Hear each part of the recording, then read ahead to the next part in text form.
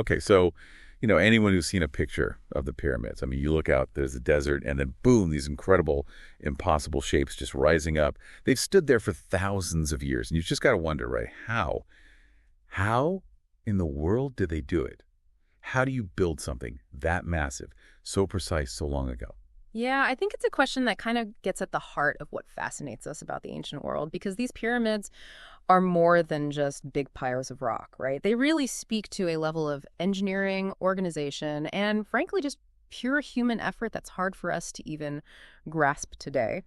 So, for this deep dive, what we're going to do is try to unpack a little bit of what we know, what we think we know about how these structures were actually built. We'll talk about the techniques, the tools, even some of the debates that are still raging about specific aspects of the process. Absolutely.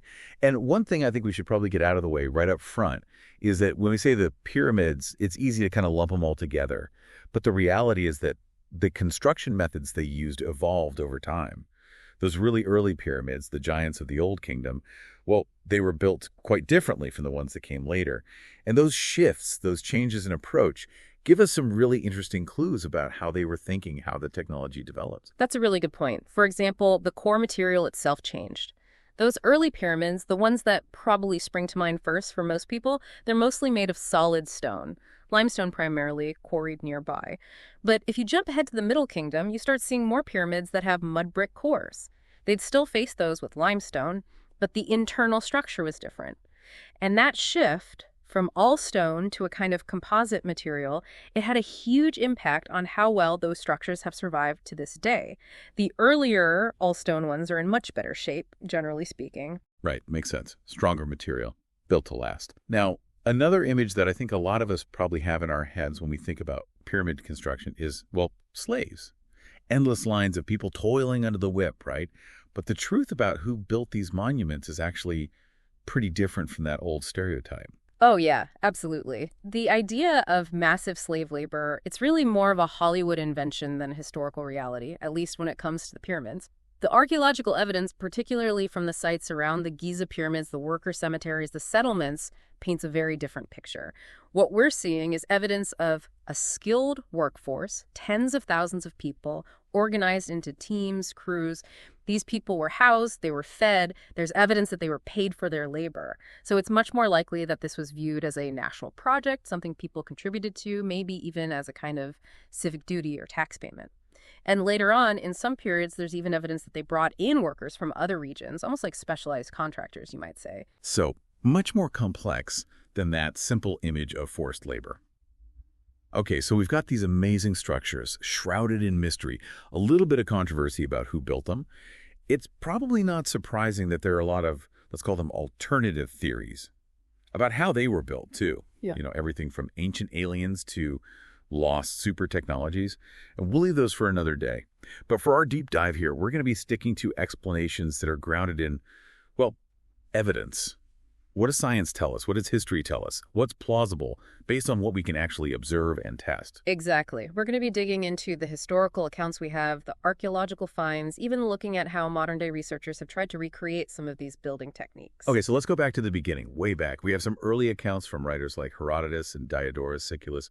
But it's important to remember, these guys were writing centuries after the pyramids were built, right? Right. Hundreds of years later. So there's a real game of telephone happening there. A lot of potential for misinterpretations and embellishments to creep in. Oh, for sure. We're talking about Herodotus writing in the 5th century BC and Diodorus Siculus in the 1st century BC. That's a huge gap.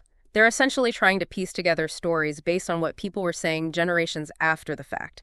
So we have to take their accounts with, let's say, a healthy dose of skepticism and try to sift out what might actually hold water. So keeping that in mind, let's talk about how those massive stones were actually lifted into place.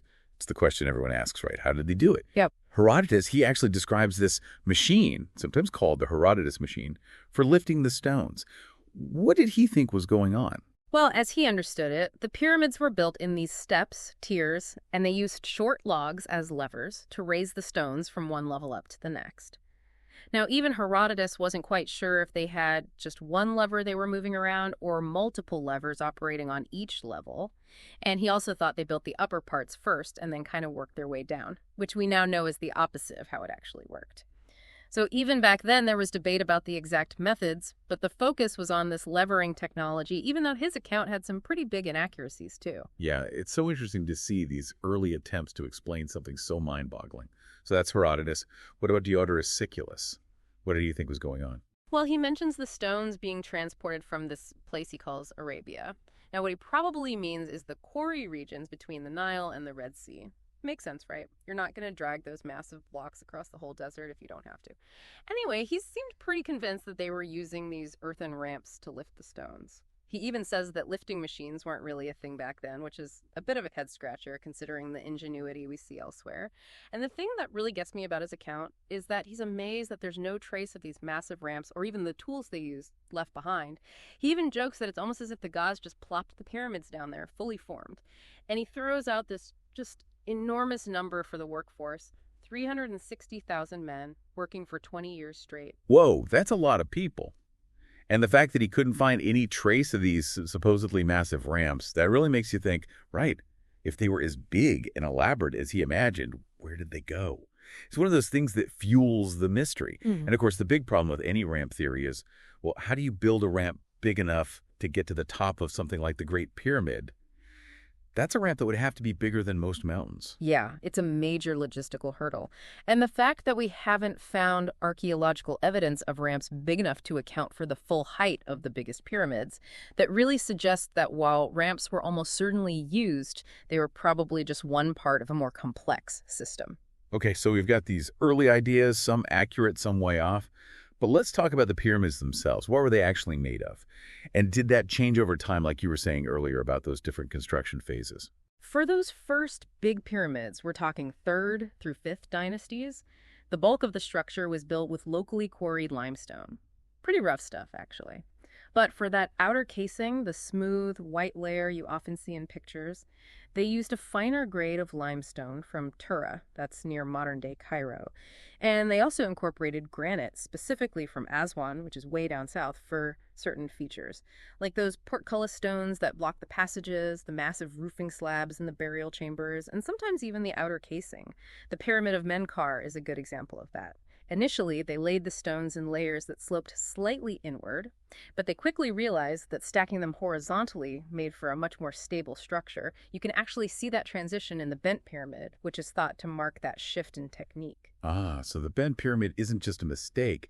It's actually a snapshot of them figuring things out as they went. Yeah, that's so cool. And then in the Middle Kingdom, like you were saying, things changed up again. Yeah, exactly. During the Middle Kingdom and the periods that followed, they started using mud brick more and more for the core of the pyramids.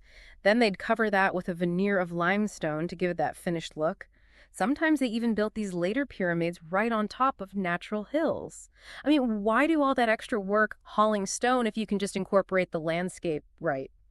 Of course, the downside is that mud brick, well, it doesn't hold up as well as solid stone. So those later pyramids haven't fared quite as well over the centuries, which is why you don't see them towering over the landscape the way those earlier ones do. It's almost like they were getting more practical, maybe even a little bit lazy as time went on. Faster, cheaper, but not necessarily better in the long run. Okay, so we've got the stones, but what about the mortar? You'd think that would be crucial for holding it all together, especially with those massive blocks. You'd think so, wouldn't you? But the mortar they used for those core blocks, especially in the Great Pyramid, it wasn't really meant to be a super strong adhesive. Those core stones were often pretty roughly shaped, and they'd use huge amounts of this mortar made from gypsum and rubble to basically just fill the gaps and add stability to the overall structure. Now, to make that gypsum mortar, you have to heat it up to dehydrate it, and that takes a lot of fuel, a lot of wood. And this is where things get really interesting. They've done radiocarbon dating on some of these mortar samples, and guess what? Some of them are actually older than the accepted timeline for the construction of the Great Pyramid. Wait, older? How is that possible? Well, the leading theory is that they were using really old wood as fuel. So you're not dating the mortar itself, you're dating the wood that was burned to make it. This suggests that they might have been recycling older timber, maybe because there weren't a lot of big trees readily available in Egypt at that time. Right. Makes sense, right? Use what you've got, especially if you're talking about a project on this scale. Yeah, talk about resource management. Okay, so they've got all this material. But how did they even get those massive stones out of the ground in the first place? Quarrying seems like a monumental task on its own. what do we know about how they pulled that off? We've actually got a pretty good idea about where the quarries were and what kind of tools they were using. For the softer stones, most of that limestone I was talking about, they probably used copper chisels, drills, and even saws.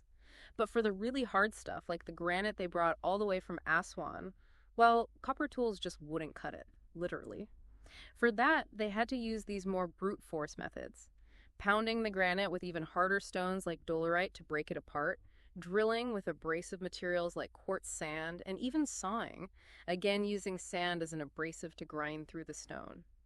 It's hard to imagine how much time and effort that must have taken, but they clearly had the patience and the manpower to do it. And once they had these blocks, they were likely transported on sledges. We even have some experimental evidence that shows if they lubricated the ground in front of the sledges with water, well, it would have drastically reduced the friction, making it much easier to move those heavy weights. Water is a lubricant. It's simple, but brilliant. And once they had these blocks at the construction site, how did they make sure that the base of these huge structures was perfectly level? It seems like that would be absolutely crucial, especially for something that tall. Absolutely essential. And they clearly had a good handle on it, because when you look at something like the base of the Great Pyramid, it's remarkably level. One idea is that they used water-filled trenches around the perimeter of the base. The water level would naturally find its equilibrium, creating this very accurate level line they could use as a guide. There's also the idea that they used simple tools, things like basic square levels, and the expertise of really skilled surveyors. Even though their tools might seem primitive to us, their methods were clearly very effective. So they've quarried these huge blocks, they've moved them to the construction site, and now comes the real head scratcher, right? How do you lift these things, sometimes hundreds of feet up in the air, and place them with such precision? It's the question that has baffled people for centuries. It's probably the biggest mystery, and there's no shortage of theories. We know it was a massive logistical challenge. You've got those tomb illustrations from the 12th dynasty showing teams of men dragging these huge statues on sledges. And there are even calculations estimating how much manpower you'd need to move different sized blocks on level ground. But how they lifted them vertically, that's the real puzzle. The most widely accepted idea is that they used ramps. And we do actually have some archaeological evidence of ramps at Giza and other pyramid sites. However, what we see mostly are smaller ramps, inclined causeways, not the gigantic structures you'd need to reach the top of the Great Pyramid, for example. So most experts believe that ramps were probably used in combination with other techniques. Yeah, I mean, you can picture a ramp for the lower levels, maybe. Yep. But to build a single massive ramp all the way to the top, I mean, just think about how much material that ramp itself would require. And then try to imagine working on such a steep incline. It seems pretty unlikely.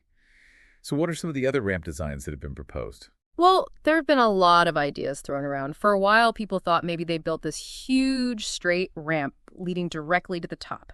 But that theory has pretty much been debunked. It would have been ridiculously long, longer than the pyramid is tall. And there's really no evidence that such a structure ever existed. Plus, just think about the effort to build it and then dismantle it once the pyramid was finished. It doesn't make a lot of sense. So other designs have been proposed. Ramps that zigzag up the sides of the pyramid, ramps that were built using the unfinished layers of the pyramid itself as support, even spiraling ramps that either wound around the outside of the pyramid as it grew or were built internally within the structure itself. And an internal ramp, wow, that's a wild idea. We'll have to come back to that one. Yeah. But what about these external ramps? What are some of the issues with those designs? Well, even if you solve the size problem with a zigzagging or spiraling ramp, you still have other logistical issues. Like, how do you precisely place those blocks at the corners if there's a ramp blocking your access? How do you maintain the pyramid's exact shape as you're building it if it's constantly partially covered by a ramp? And again, there's really not a lot of direct archaeological evidence for these massive external ramps. And if they were using ramps, they were probably moving the stones up them on sledges, maybe using that water lubrication we talked about earlier to reduce friction. But you still got to pull those sledges somehow, and on an incline, that's a huge amount of effort. And there's a recent research that looked at just how quickly those blocks would have to be moved to finish the Great Pyramid within the estimated time frame. Right. That really threw a wrench in some of the more gradual ramp theories, didn't it? Yeah, that was a really interesting study. It basically highlighted that if you're using a ramp with a fairly gentle slope, less than 10%, to raise 1-ton blocks every few minutes to complete the Great Pyramid in, say, 30 years, Well, you're talking about a mind-bogglingly complex logistical operation. And Yeah. they looked at examples like the extensions to the Maiden Pyramid, where smaller temporary ramps seem to have worked well for those relatively small height increases. But as the pyramid gets taller, things get much more complicated. You have less space to maneuver at the higher levels, and figuring out how to get the blocks precisely into place where the ramp ends becomes a real challenge. It even makes you wonder if the change in slope in the bent pyramid, where it suddenly goes from a steeper angle to a shallower one, maybe that reflects them encountering these problems as the structure got higher and having to adjust their methods on the fly. So ramps probably played a role. But it sounds like they must have had other tricks up their sleeves, especially for those really big multi-ton blocks and for those higher levels. And that brings us back to the idea of levering, right? Using levers to lift and position the stones. Yeah, most researchers agree that levering was probably a crucial part of the process, used in conjunction with ramps. It makes sense when you think about it. You've got Herodotus talking about wooden levers way back when, and then later on you see the development of the shaduf in Egyptian agriculture, which is basically a big lever used for irrigation. And Mark Lanner, he's one of the leading experts on pyramid construction. He believes that levers were probably essential for placing that last few percent of the pyramid's material. It might not seem like much in terms of the volume of stone, but it represents a huge portion of the total height. So what are some of the ways they might have used levers to lift these massive blocks? Well, there are a few different ideas. You've got incremental levering, where you gradually lift a block up bit by prying up alternating sides and inserting shims. Shims are just wedges, basically, made of wood or stone. And then there are methods that use much larger levers to lift a block a whole level in one powerful movement. And there have been some fascinating modern experiments trying to recreate these techniques. You've got Martin Euler's experiment where he used wooden shims and was able to raise a block up a level pretty quickly. Peter Hodges and Julian Keeble, they did similar experiments using small concrete blocks as shims and got even faster results. And then there's Scott Hussey Pelos. He developed this single movement lever system that could lift a pretty substantial block in a short amount of time. That method seems particularly well suited for working in conjunction with a ramp system. So even today, people are still trying to figure out exactly how they did it. And those hands-on experiments really give you a new appreciation for the ingenuity of the ancient Egyptians. Now, we can't talk about ancient Egypt without talking about the Nile River. It was the lifeblood of the civilization. So I'm guessing waterways played a pretty big role in transporting all that material to the pyramid sites, right? Oh, absolutely. The Nile was the essential highway system of ancient Egypt. And there's been some really interesting research on this. In 2012, a study suggested that higher water levels in the Nile around 4,500 years ago would have made it much easier to transport the materials needed for the Giza pyramids. The main channels of the Nile today are actually too far from the pyramids to have been used directly for transporting those huge stones. But there's been a really amazing discovery recently that sheds even more light on this. In May 2024, researchers announced that they had mapped a lost branch of the Nile. They've called it the Aramat branch. Aramat meaning pyramids in Arabic. Wow, a lost branch of the Nile. How did they find that after all this time? They use some pretty sophisticated technology, actually. Radar satellite imagery, which can see through the sand, historical maps, geophysical surveys of the area, and analysis of sediment cores. It's like piecing together a giant puzzle. And what they found is this 64-kilometer-long waterway that would have been between 200 and 700 meters wide, flowing right past 31 different pyramids that were built between 4,700 and 3 to 700 years ago. That includes the whole Giza complex. That's incredible. So this really explains why there are so many pyramids concentrated in that specific area along the Nile. It was prime real estate with easy access to this waterway. It makes perfect sense. This Aramat branch would have been a bustling, navigable waterway during that key period of pyramid construction. Think about it. Instead of dragging those giant stones overland, you could float them on barges, using the river current to help move them. It would have made the whole process exponentially easier. Over time, this branch dried up, probably due to long-term droughts and desertification, and it was eventually forgotten. But its rediscovery really underscores just how important the Nile and its network of waterways were to the whole enterprise. It's like a whole hidden piece of the puzzle has suddenly been revealed. And while we might not find evidence of elaborate locks or hydraulic systems right at the pyramid sites, it's clear that the Nile was absolutely essential for making these projects possible. For sure. You can't overstate the importance of the Nile in ancient Egyptian civilization, and this new discovery just adds another layer to our understanding of how they were able to achieve these seemingly impossible feats of engineering. Now, speaking of trying to figure out how they did it, We've mentioned some of the modern-day experimental projects that have tried to recreate pyramid construction techniques, even on a smaller scale. What have we learned from those attempts? Have they given us any real insights? They've been incredibly valuable, even though they can't perfectly replicate the original conditions. Back in 1978, a Japanese team funded by Nippon TV actually tried to build a scale model of the Great Pyramid. Unfortunately, they ran into some budget problems and had to make it much smaller than they originally planned, and they ended up using some modern equipment, like cranes, to help with part of the construction. The model was eventually dismantled, but it was an interesting attempt to grapple with the challenges. So not a purely ancient approach in that case. Yeah. What about the NOVA experiment in 1992? That one seemed to be more focused on authenticity. Yeah, that project, led by the Egyptologist Mark Lenner and the stonemason Roger Hopkins, was really fascinating. They set out to build a pyramid about 6 meters high, using stones that weighed over 2 tons each. They had a team of quarrymen who carved the stones using traditional methods and a construction crew of over 40 people. Yeah. Now, they did use some modern iron tools initially to speed up the quarrying process, but they also experimented with copper tools and found that they were perfectly adequate for working limestone. They needed to be sharpened more often, but they got the job done. They did use a front-end loader to help move a lot of the blocks at one point, but that crucial final capstone was actually lifted into place using levers, just like we were talking about earlier. And their experiments with dragging stones on wooden sledges, well, it led them to believe that the Egyptians almost certainly had to import wood for their sledges, probably from Lebanon, because there just wasn't enough strong timber in Egypt itself. They didn't manage to achieve those perfectly seamless joints that you see in the Great Pyramid, but Hopkins, the stonemason, was convinced that with more practice, they could have gotten there. So even with a pyramid that's tiny compared to the Great Pyramid, those hands-on experiments really show you the sheer amount of effort involved. Okay, so let's get back to the Great Pyramid itself. What do we know about the workforce that built it? How many people were involved and how were they organized? There's been a lot of back and forth about the numbers.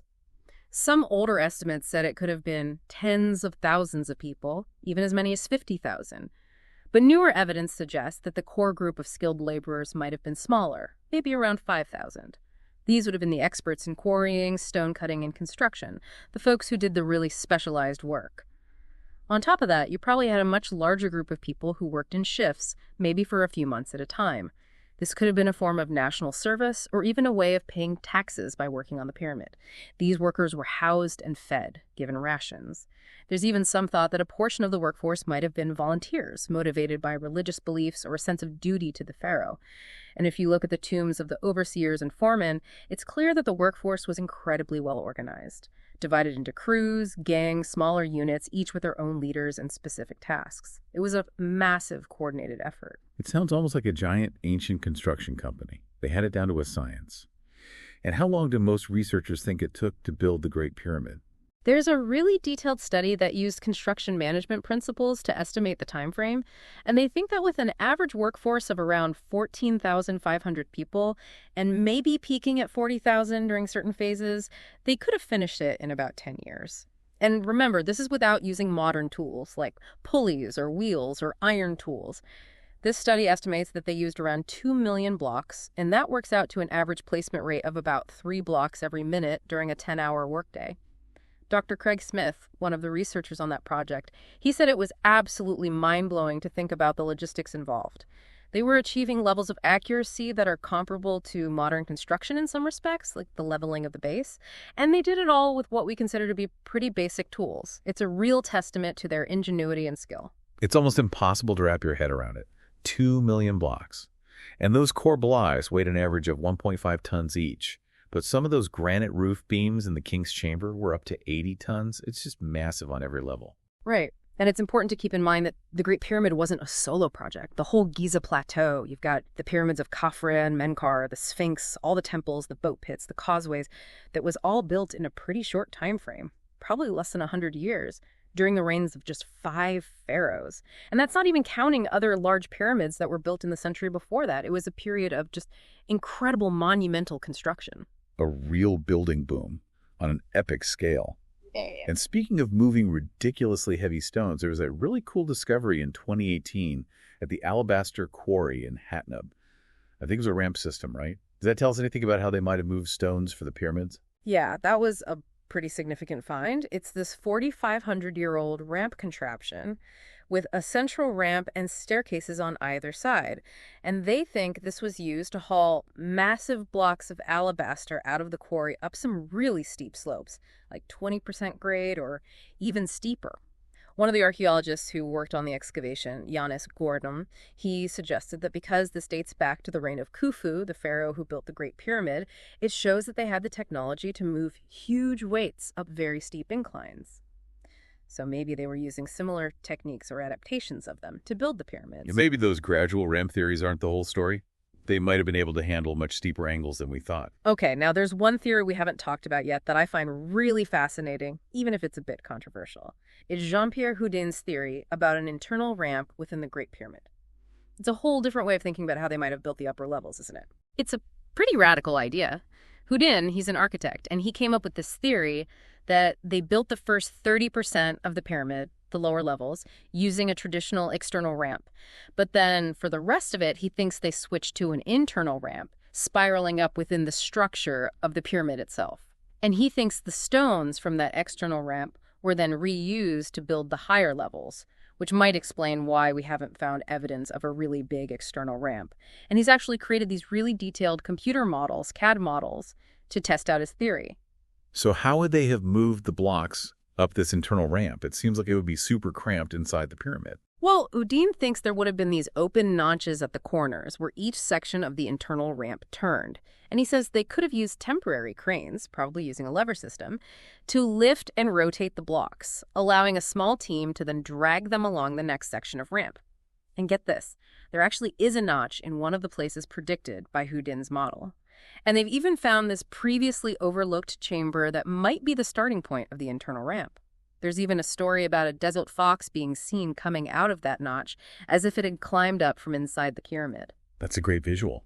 So is Houdin's theory widely accepted in the field? Well, to be honest, it's still pretty controversial. A lot of Egyptologists are skeptical. They say there's not enough hard evidence for such a large internal structure, and they question how practical it would have been to move millions of blocks through this confined space. Some have even called it far-fetched and ridiculously complicated. And there's also a general sense of caution about theories that focus too much on the Great Pyramid without looking at the broader evidence from other pyramids. So it's an intriguing idea, but still needs more evidence to back it up. And Houdin has another interesting idea too, right? About the Grand Gallery, that big sloping passage inside the Great Pyramid. He doesn't think it's just an empty hallway. Right. He thinks it might have been used as a kind of guide system for counterweights that help them lift those massive granite beams that make up the ceiling of the king's chamber. Those beams weigh something like 60 tons each. And Houdin's team has also pointed to cracks in those beams that seem to have happened during construction, suggesting that there were some serious stresses involved in lifting them. So the idea is that they used this counterweight system to help maneuver those massive stones into place, and they were able to assess the cracks and determine that they weren't a structural threat. So even within the pyramid itself, there are still mysteries to be solved, clues about how they pulled off these amazing feats of engineering. It's really awe-inspiring when we think about it. It really is. We've learned so much about how the pyramids were built, especially with these new discoveries like that Aramat branch of the Nile. But there are still some big questions, especially about how they lifted those really massive stones, particularly for the higher levels of the Great Pyramid. But that's what makes it so fascinating. There's always something new to learn, always more to explore. Exactly. And when you consider just how much ingenuity and organization it must have taken to accomplish these monumental tasks. And remember, they did it all without modern technology, without the tools we take for granted today. What really makes you think about the capabilities of ancient civilizations, their drive, their ambition, the scale and the precision of what they achieved. It's just staggering. It challenges us to rethink what we thought we knew about the past, about human potential. It's a reminder that even with what seem like simple tools, amazing things are possible. And for our listeners, well, hopefully this has sparked your curiosity. Maybe you'll want to check out some of those experimental projects that have tried to recreate these ancient techniques or delve deeper into the debates about the specific methods they used. There's a whole world of information out there, and who knows, maybe one day we'll finally unlock all the secrets of the pyramids. But until then, the mystery, the wonder, that's part of what makes them so captivating, isn't it? Absolutely. And for now, we'll leave it at that. Until next time, keep exploring, keep questioning, and keep looking up at those incredible pyramids.